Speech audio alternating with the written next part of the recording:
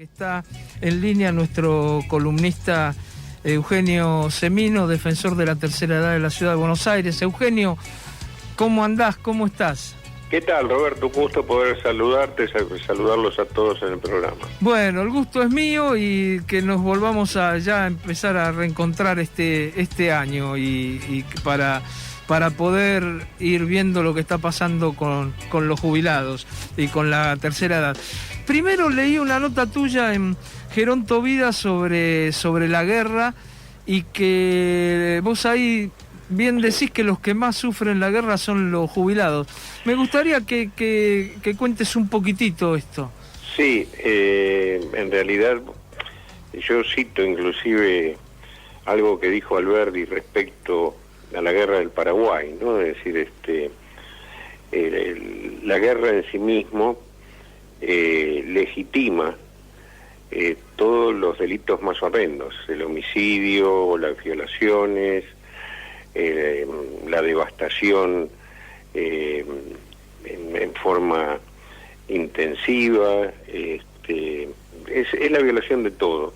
Uh-huh. Por lo cual su libro de 1870 se llama El crimen de la guerra, ¿no? Uh-huh. Y esto es lo que tantas veces hemos experimentado en el mundo, llámese desde la Segunda Guerra o la de Irak, la actual, tienen las mismas características, con un drama humano que a veces cuando uno analiza de cuestiones políticas, ideológicas y demás, se soslaya, se subestima. Uh-huh. Y el adulto mayor no tiene resiliencia, no tiene posibilidad de tener revancha, ni tan siquiera, en la mayoría de los casos, de poder refugiarse, como hoy está ocurriendo en Ucrania, uh-huh, que hay millones de personas, sobre todo mujeres y niños, que con un enorme sacrificio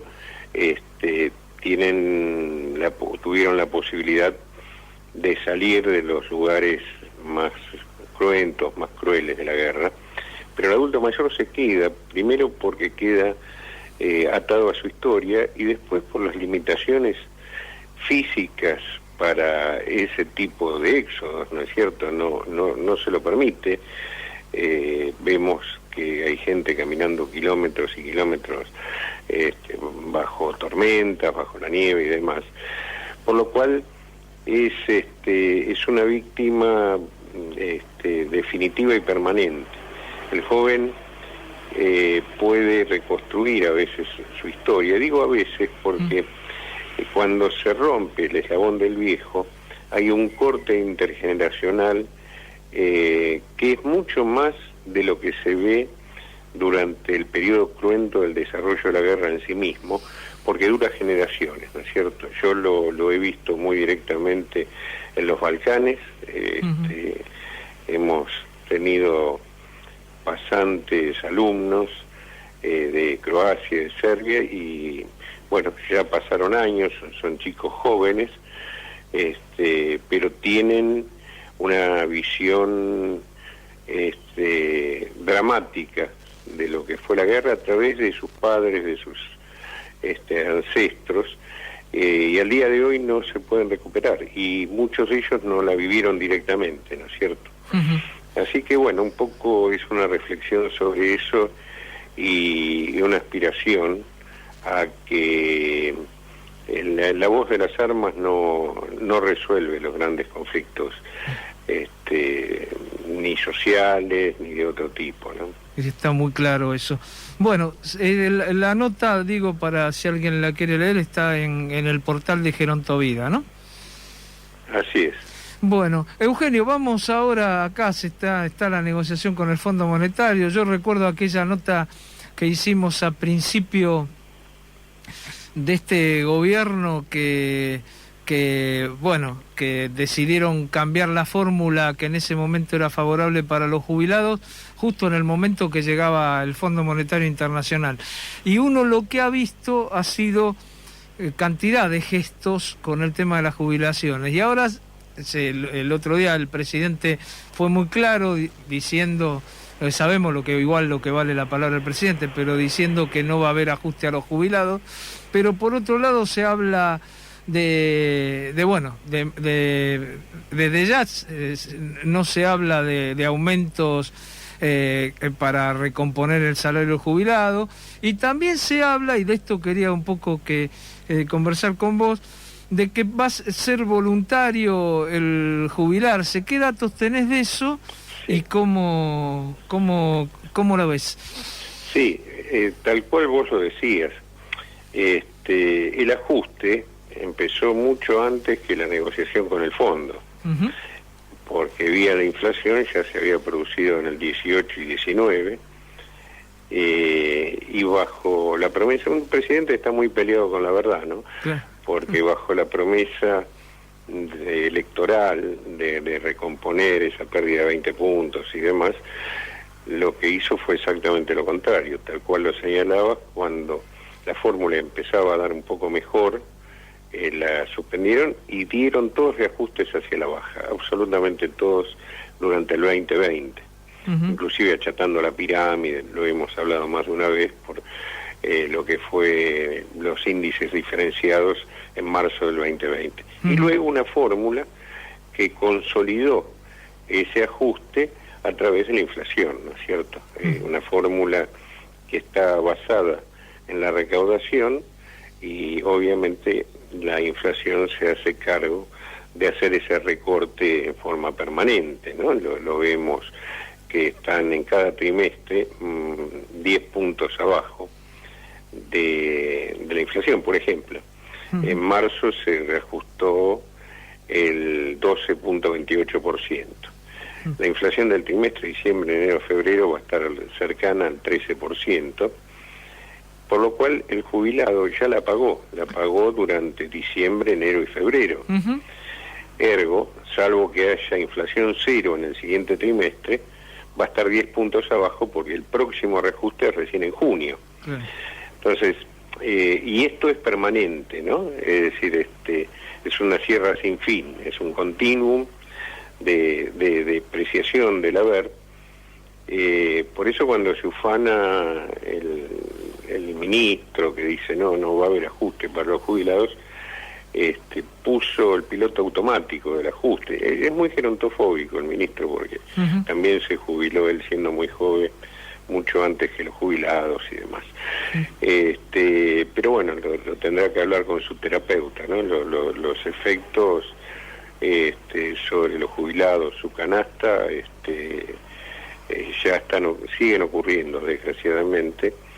E inclusive cuando se habla de reformas, y este es el otro tema que planteabas, todas las reformas que se plantean es como regresivas, y también distractivas del fondo central de la cuestión, que no es la edad. Vos fíjate que hablar del aumento de la edad en mujeres, en hombres, es una verdadera idiotez, una falta de ideas. Primero porque la edad solo es una variable en términos de lo que hay que analizar en un sistema previsional.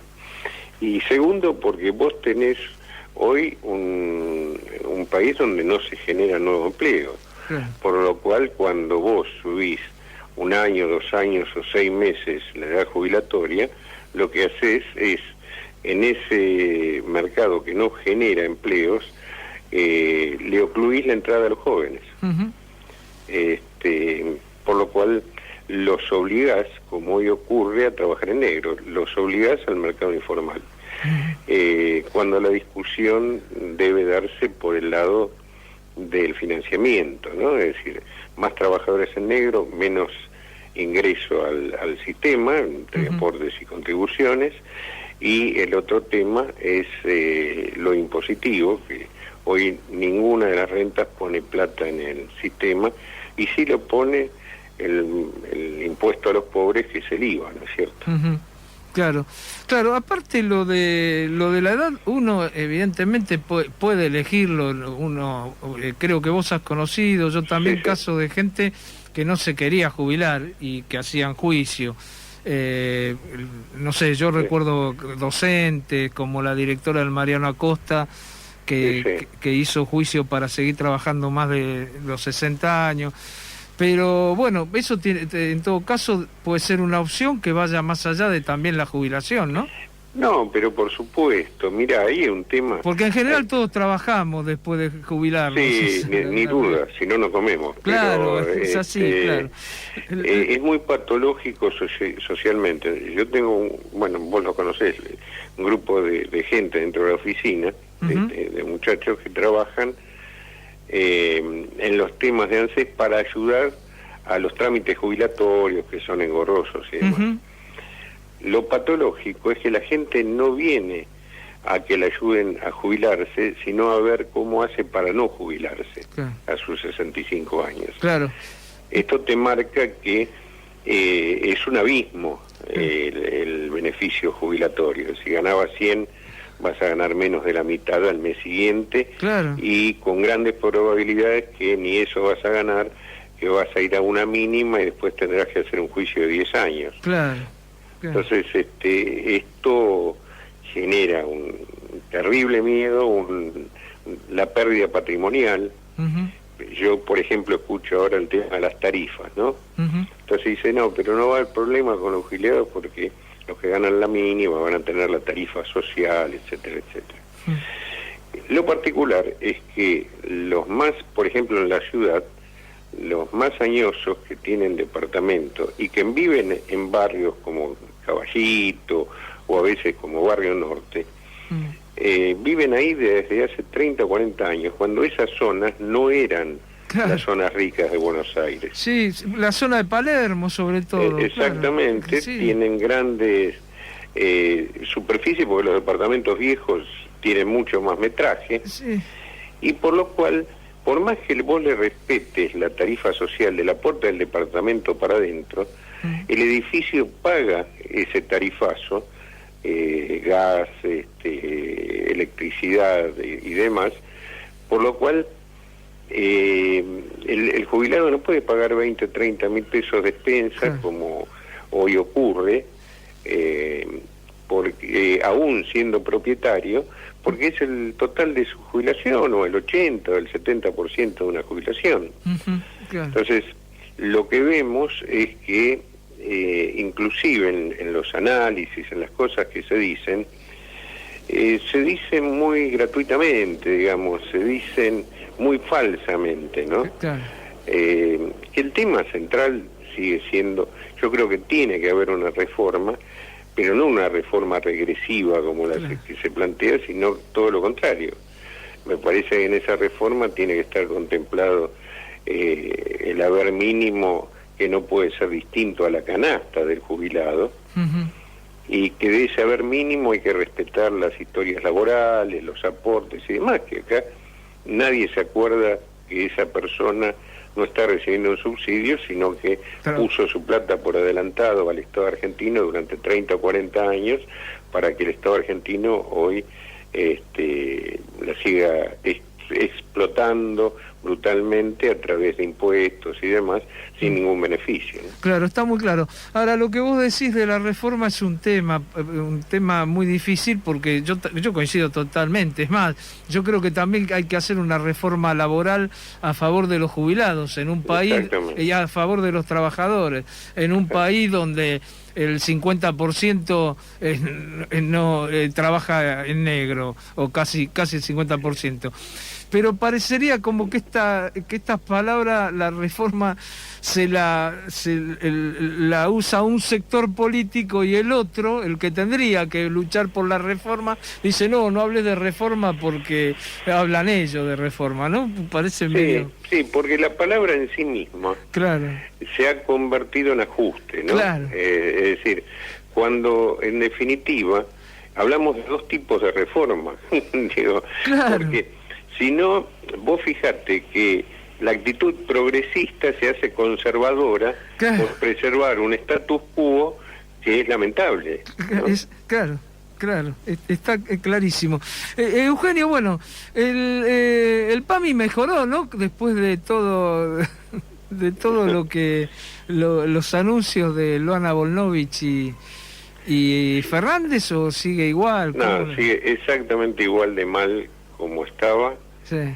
Las reformas anunciadas al día de hoy no están vigentes, y las esperas para cada médico, para cada tratamiento, terminan siendo una eternidad, ¿no? Con quita de prestaciones en términos de internación domiciliaria, de ayudas de elementos externos como sillas. Mira, un solo ejemplo, silla de rueda o andador, para una fractura de cadera te tarda 2 meses, vale decir, o la paciente se recuperó o la paciente quedó, se recuperó vía que alguien le consiguió, le compró, le alquiló la silla y le pagó la rehabilitación, o esa paciente está postrada de por vida, ¿no? Está claro. Ahora... Y hablo de paciente en femenino, digo la paciente, porque hay muchas reivindicaciones de género y obviamente uno las apoya fervientemente, pero esta también debiera ser una reivindicación, porque son mujeres añosas los que reciben ese tipo de trato por parte de las obras sociales y del propio PAMI, ¿no? Claro. Ahora, uno lo que ve con este presidente, que cuando se instala un poco en la sociedad el problema del PAMI, porque recordemos, bueno, ahí está tu famosa nota en La Nación que hablaba del PAMI en estado terminal, y ya en los medios, y se hablaba mucho, el PAMI salió con esto, que es parte de todo este relato, ¿no? Y este verso. Y de paso darle una mano a Volnovich por su tema de las vacaciones, ¿no? Sí, yo creo que fue mucho más eso que anunciar algo que ya se había anunciado en octubre y nunca se hizo. Claro, está claro. Bueno, Eugenio, yo te agradezco, vamos a seguir charlando, no sé, salvo que se te haya quedado algo que quisieras comentar. No, mira, un solo detalle que hoy está incomodando mucho, otro elemento más, que es el tema de la llamada fe de vida o supervivencia, que es un galimatías que tienen que hacer por vía informática. Cada banco exige requisitos distintos y es un verdadero despropósito esto que estuvo suspendido 2 años, que es demostrar que estoy vivo para poder cobrar, un disparate, porque esto ocurría cuando no existía la informática, entonces tardaban la comunicación de las defunciones 2 o 3 meses, y a veces cobraban ese beneficio un tercero inescrupuloso, y en muchos casos se descubrieron muchas bandas de ANSES precisamente haciéndolo. Pero hoy, cuando fallece la persona, llega la comunicación del registro de ANSES y ANSES suspende el beneficio, por lo cual someter a quienes el Estado no le paga lo necesario para subsistir a demostrar que están superviviendo, eso es un disparate, un abuso y maltrato más al adulto mayor. No lo saben hacer, no lo pueden hacer, o no tienen elementos de informática para hacerlo los jubilados, y te digo que es un verdadero engorro, que nosotros lo hemos planteado formalmente ANSES para que desista. 2 años no existió, puede seguir de la misma forma, pero no se le puede cargar al beneficiario que cobra 30.000 pesos, que no le alcanza para subsistir, que muestre que está vivo, ¿no?, para poder cobrar. Está muy claro. Bueno, todas esas cosas, claro, realmente fallece y el ANSES tiene los datos por el registro, pero bueno. Al minuto. Es apretar una tecla. Claro, está claro. Eugenio, muchas gracias como siempre, y un abrazo. No, el agradecido soy yo. Un fuerte abrazo para ustedes y el mejor de los deseos para este ciclo ya cara a cara. Bueno, un abrazo grande. Gracias. Hablamos con el doctor Eugenio Semino, ombudsman de la tercera edad de la ciudad de Buenos Aires, ¿no? Muchas cosas, siempre hay algo que hacen mal, Es increíble, pero siempre. Ahora está ese tema, el tema de la fe de vida, y si no, someterlos a que vayan a comprar algo con tarjeta de débito cuando por ahí no se pueden mover. Es decir, todo mal de algo que es muy simple. Si uno se muere, ellos tienen el dato ahí nomás. No estamos en la era de piedra. Pero ellos lo que quieren, evidentemente quieren joder.